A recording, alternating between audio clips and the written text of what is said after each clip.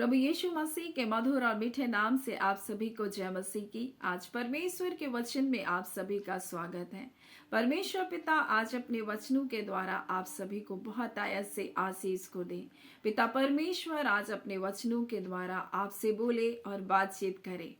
आज हम एक महत्वपूर्ण विषय है, उसके विषय में परमेश्वर ने आज मेरे हृदय में डाला कि मैं उस विषय के बारे में मैं परमेश्वर के लोगों से बातचीत करूं। मेरे प्रिय, परमेश्वर चाहता है कि आप देखभाल करने के विषय में सीखें।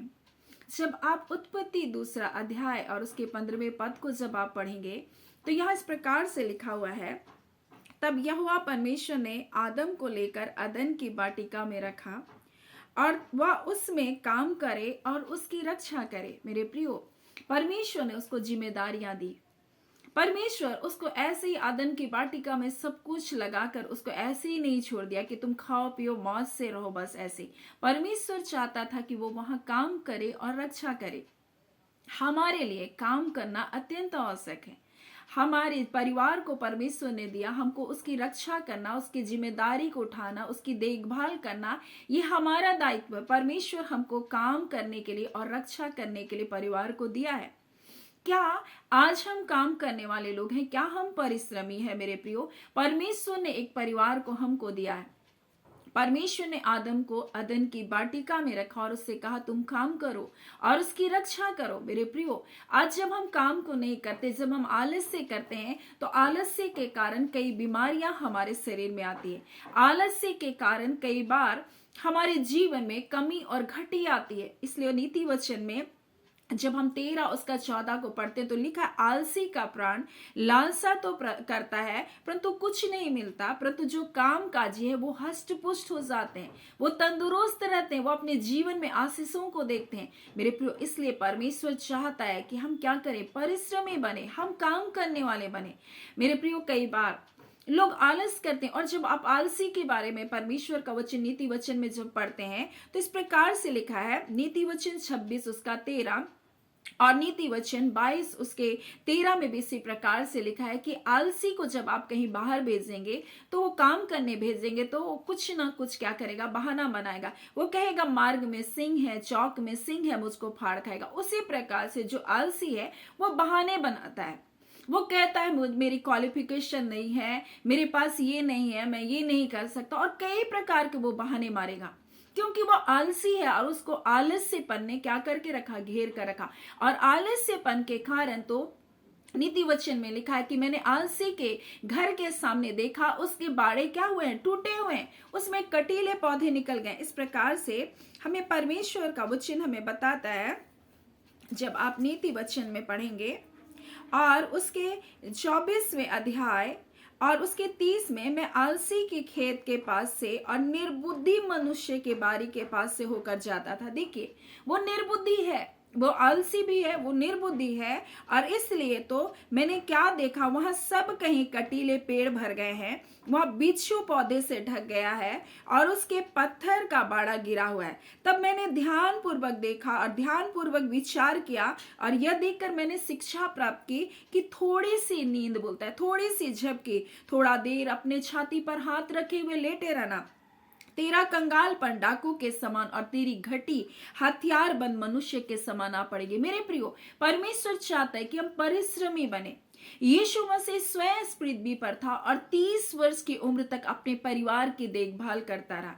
वो अपने परिवार की जिम्मेदारी को निभाता रहा। मेरे प्रियो, आज हमें परमेश्वर ने एक जिम्मेदारी को दिया, परिवार। हम क्या उसकी देखभाल कर रहे हैं? मेरे प्रियो, क्या हम उसकी रक्षा कर रहे हैं? परमेश्वर ने आदम को एक जिम्मेदारी दिया कि वो काम करे और उसकी रक्षा करे, लेकिन उसकी रक्षा करने की जिम्मेदारी, उसके देखभाल करने की जिम्मेदारी उस वाटिका की तो थी, लेकिन सबसे ज्यादा जो जरूरी था वो उसकी जीवन संगनी की थी। उसकी वो देखभाल नहीं कर रहा था, उसके साथ समय व्यतीत नहीं कर रहा था। आज कई बार मेरे प्रियो, हम काम में इतना व्यस्त हो जाते हैं कि जो परिवार परमेश्वर ने दिया, हम उसकी देखभाल करना, हम उसकी रक्षा करना हम भूल जाते हैं। हम सिर्फ बाहर के काम को केवल देखते हैं और कई बार हम घर की अवहेलना करते हैं, हम घर के बारे में ध्यान नहीं देते। और ऐसे ही आदम ने एक भूल की और उसने हवा को अकेला छोड़ा और इसी बात का फायदा उठाकर शैतान आया और हवा को बहलाया, फुसलाया, उससे बातचीत किया।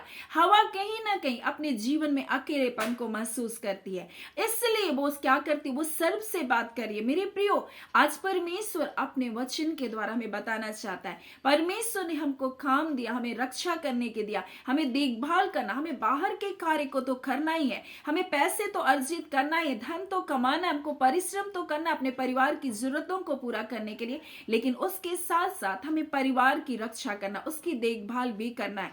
और ऐसे ही आदम ने एक गलती की और इस कारण हवा जब बहकाई गई और जब वो पाप में गिर गए, अनाज्ञाकारिता में चले गए, तब परमेश्वर ने हवा से नहीं पूछा, परंतु परमेश्वर ने आदम से पूछा। और यहां पर जब आप देखेंगे उसका 3रा अध्याय में, तब परमेश्वर ने उससे कहा कि तब आदम ने कहा कि यहाँ पर पढ़ेंगे 11 में कि तब उसने कहा कि किसने तुझे बताया कि तू नंगा है, जिस फल खाने के लिए मैंने तुझे मना किया था, क्या तू उसका फल खाया? आदम ने कहा, जिस स्त्री को तूने मेरे संग रहने दिया, उसी ने मुझे उस वृक्ष का फल मुझे दिया और मैंने खाया। मेरे प्रिय, पहला सवाल परमेश्वर ने किसके साथ किया? पहला सवाल परमेश्वर ने आदम के साथ किया। मेरे प्रिय, उसी प्रकार से एक परिवार में पुरुष सबसे महत्वपूर्ण है। परमेश्वर का वचन कहता है कलीसिया का सिर कौन है? मसीह है। और पुरुष का सिर कौन है? मसीह है। इस प्रकार से कहता है, यानी कि जब परिवार में देखते हैं तो स्त्री का सिर को किसे कहा गया है? पति को कहा गया। और कलीसिया का सिर किसे कहा गया? मसीह को कहा गया। मेरे प्रियो, इसी प्रकार से एक सिर होता है जो परिवार को क्या करता है? नियंत्रित करता है, परिवार को के बारे में सोचता है, परिवार के बारे में देखभाल करता है। मेरे प्रियो, आपको पुरुष होकर के आपको क्या क्या है? परमेश्वर ने जिम्मेदारी को दिया। परमेश्वर आपके परिवार के लिए आपसे सवाल करेगा, क्या तुमने अपने परिवार की उचित देखभाल की? जो परिवार, जो जिम्मेदारी मैंने तुमको दिया, क्या तुमने उसको निभाया? मेरे प्रियो, कई बार पुरुष अपनी पत्नियों के लिए कभी अच्छे वस्त्र नहीं करते, कभी उनकी देखभाल नहीं करते, कैसे हो करके पूछते नहीं, कभी उनसे बातचीत नहीं करते और उनके साथ अच्छा समय नहीं व्यतीत करते। वो कहते हैं मेरा काम है, मेरा काम है, मेरा काम है। और ऐसे काम के चलते उनके परिवार में कई बार अनबन हो जाता है, परिवार में दूरियां आ जाती है। पत्नी समझती है कि शायद मेरा पति मुझसे प्रेम नहीं करता, और पति को लगता है तो मैं तो अपने परिवार के लिए ही तो कमा रहा हूं। लेकिन मेरे प्रियो, कई बार इस कमाने के चक्कर में जो बातचीत का समय है, जो वार्तालाप का समय है, वो खो बैठते हैं। और पत्नी को क्या चाहिए? पत्नी को चाहिए कि कोई मेरी बात को सुने, कोई मुझसे बातचीत करे। और हवा जब उससे बातचीत करने के लिए आदम मौजूद नहीं था, तो वो सर्प से बातचीत कर रही थी। मेरे प्रियो, आज अपने परिवार की ओर ध्यान दीजिए, अपने बच्चों की ओर ध्यान दीजिए। क्या परमेश्वर ने आपको जो परिवार दिया, आप उसकी देखभाल कर रहे हैं? क्या आप अपने बच्चों के साथ समय को व्यतीत कर रहे हैं? क्या आप अपनी पत्नी को समय दे रहे हैं? मेरे प्रियो, आप उनके साथ समय व्यतीत कीजिए, उनकी देखभाल कीजिए। परमेश्वर आपके परिवार के लिए आपसे पूछेगा सबसे पहले, तुमने अपने परिवार के साथ क्या किया? मेरे प्रियो, परमेश्वर जब आदम को श्राप को दिया, तब आदम के श्राप में क्या था? तू बहुत परिश्रम करेगा, तेरे माथे से पसीना बहेगा, तब तू रोटी खाएगा। क्यों कर ये श्राप आया? क्योंकि परमेश्वर ने उसको काम करने के लिए रखा था, और जब वो उस काम को नहीं कर पाया, क्योंकि वो अदन की वाटिका सब कुछ उसमें था, और उस समय उसको उतना परिश्रम करना नहीं था, क्योंकि वहां पर सींचने के लिए वहां पर ओस गिरती थी। इस प्रकार से लिखा है, उसको बाग को सींचना नहीं था, उसको बाग में कोड़ा नहीं लगाना था। परमेश्वर उसकी देखभाल करने के लिए रखा था उसको। लेकिन मेरे प्रियो, जब वो अपने परिवार की देखभाल नहीं किया, तब परमेश्वर ने कहा तो अपने माथे से जब पसीना को बहाएगा, उस परिश्रम के कारण तो रोटी खाएगा। तेरे लिए ये भूमि ऊंट कटारे उगाएगी। उससे पहले ऊंट कटारे नहीं थी मेरे प्रियो, परमेश्वर ने ऊंट कटारे नहीं उगाया था।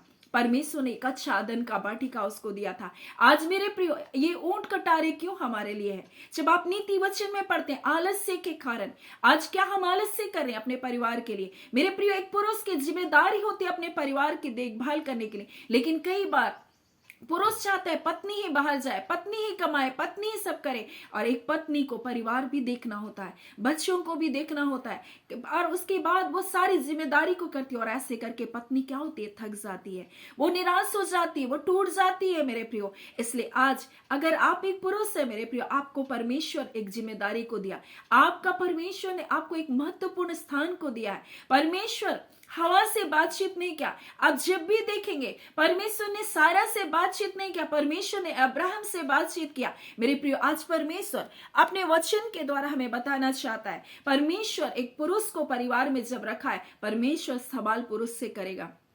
आप अपने परिवार की कैसी देखभाल करें। मेरे प्रियो, यीशु मसीह इस प्रकार से कहता है, जब आप यूहन्ना 5वां अध्याय को पढ़ेंगे तो यहाँ इस प्रकार से लिखा है, बहुत अच्छा बात को यीशु मसीह कहता है।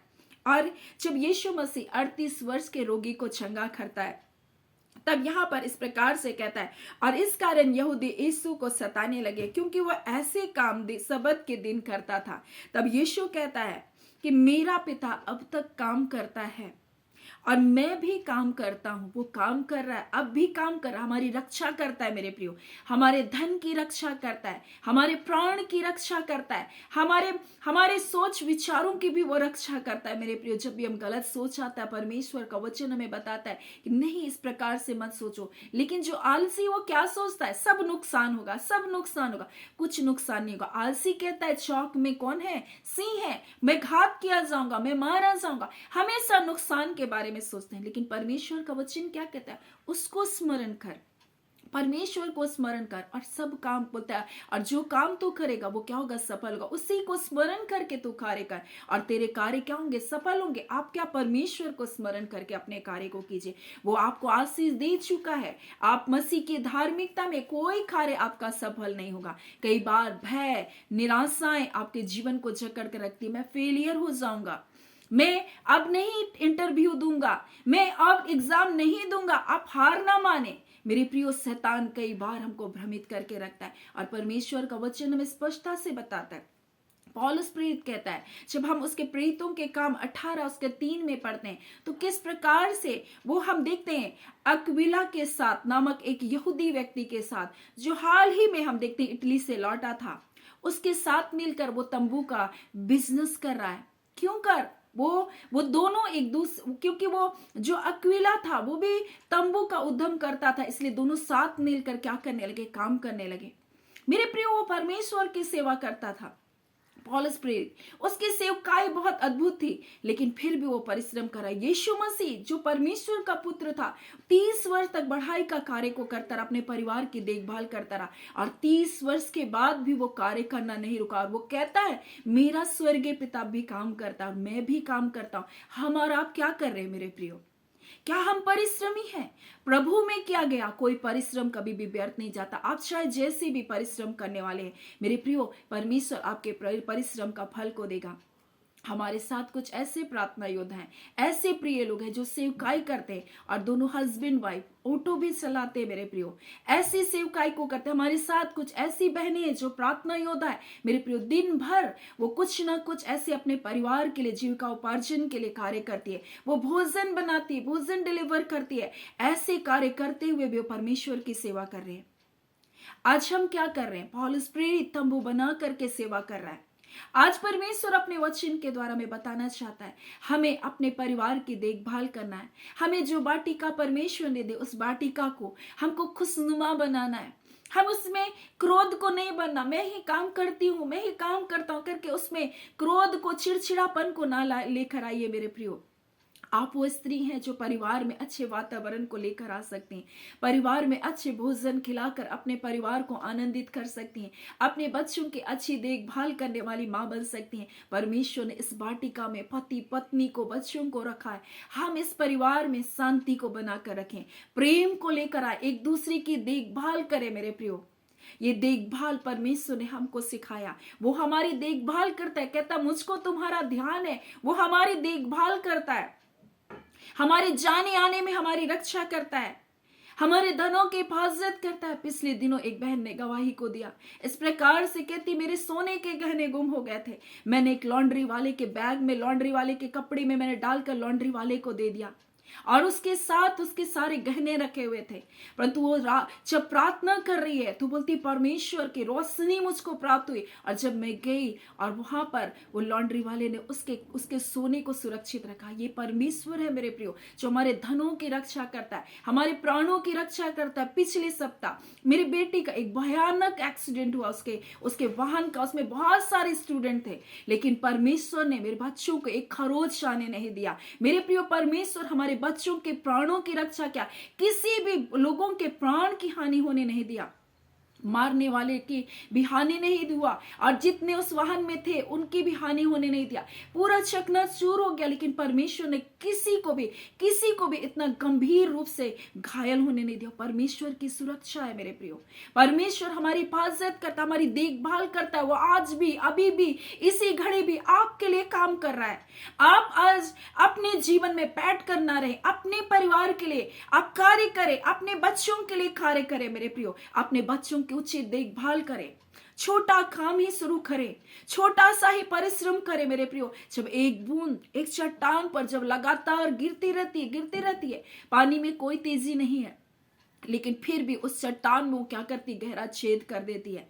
एक लगातार किया हुआ कार्य, लगातार किया हुआ छोटा सा कार्य भी आपके जीवन में अद्भुत कार्य को वो करके दिखाएगा। आपका छोटा सा परिश्रम मेरे प्रियो व्यर्थ नहीं जाएगा। प्रभु में छोटा सा किया गया कार्य कभी व्यर्थ नहीं जाएगा। आपके परिवार के लिए छोटा सा किया गया एक सहायता, आपके बच्चों के लिए छोटा सा किया गया एक छोटा उपहार आपके परिवार में खुशी को लेकर आ सकता है मेरे प्रियो। कई बार पति अपनी पत्नी को एक छोटा उपहार भी नहीं देते। आप छोटे से छोटा चीज भी आप उसको देकर देखिए, आपके परिवार की स्थिति बदल जाएगी। कई बार पत्नी बड़ी अपेक्षा करती है, मेरे पति मेरे लिए कुछ तो करे। मेरे प्रिय, वो छोटा सा ही कोई उपहार, एक 10 रुपये का, एक 20 रुपये का ही एक उपहार अपनी पत्नी को देकर तो देखे, अपने बच्चों को देकर तो देखे। एक पत्नी अपने पति के लिए एक छोटा सा कार्य आप करके तो देखें, परिवार की स्थितियां बदल जाएगी। आज बहुत बड़ी बातों को करने की आवश्यकता नहीं परिवार के लिए। परमेश्वर चाहते हैं कि हम छोटे छोटे भलाई के कार्य अपने परिवार में करें, देखभाल के कार्य करें, और इस कारण आपका परिवार में एक अच्छे आशीष को आप देखने पाएंगे मेरे प्रियो। आज परमेश्वर ने हमें अपने वचन के द्वारा हमें देखभाल के बारे में सिखाया। उसने आदम से सवाल किया, उससे पूछा तुमने क्या किया, ये क्यों तुम्हारी पत्नी भटकी। मेरे प्रियो, आज इसका सवाल आपके पास होना चाहिए। आप क्या अपने परिवार को वो देखभाल, वो प्रेम, वो सम्मान दे रहे हैं। मेरे प्रियो, सम्मान परिवार के लिए बहुत जरूरी है। आप बहुत अच्छा गिफ्ट दे सकते, अच्छा कार्य कर सकते, सम्मान दे रहे हैं कि अपने परिवार में आप हमेशा चिड़चिड़ा करके कुछ भी ऐसे वर्ड को बोल देते हैं जिसके कारण परिवार में अनबन हो जाता है। सम्मान को लेकर आइए परिवार में, आदर को लेकर आइए परिवार में। आज परमेश्वर परिवार के विषय में मेरे अंदर इन बातों को आपके लिए कह रहा है मेरे प्रियो। आज अपने परिवार में सम्मान को लेकर आए। अगर आपका बेटा बिगड़ैल है, आप धीरज को लेकर आइए, आप प्रेम को लेकर आइए उसके लिए मेरे प्रियो, तब परमेश्वर आपके परिवार में अद्भुत कार्य करेगा मेरे प्रियो। कई बार हमें अपने परिवार में सबसे बढ़कर हमारे व्यवहार को लेकर के चिंतित होना है मेरे प्रियो। अगर हम अपने व्यवहार में प्रेम को, मधुरता को लेकर आएंगे, उससे आपके परिवार में, आपके जीवन को देख करके ही परिवार बदल जाएगा। बहुत बार हम बहुत प्रार्थना करते हैं, लेकिन अपने स्वभाव में हम बदलाहट को नहीं लेकर आते। हम बहुत वचन बोलते हैं, लेकिन हम स्वभाव में बदलाहट लेकर नहीं आते। अपने स्वभाव में बदलाहट को लेकर आइए, अपने स्वभाव में प्रेम को लेकर आइए, दयालुता को लेकर आइए, प्रेम को लेकर आइए, तब परमेश्वर आपके परिवार में अद्भुत कार्य करेगा मेरे प्रियो। परमेश्वर का वचन याकूब में बहुत अद्भुत लिखा है वहां पर कि मनुष्य के क्रोध में परमेश्वर का प्रेम नहीं वास कर सकता है।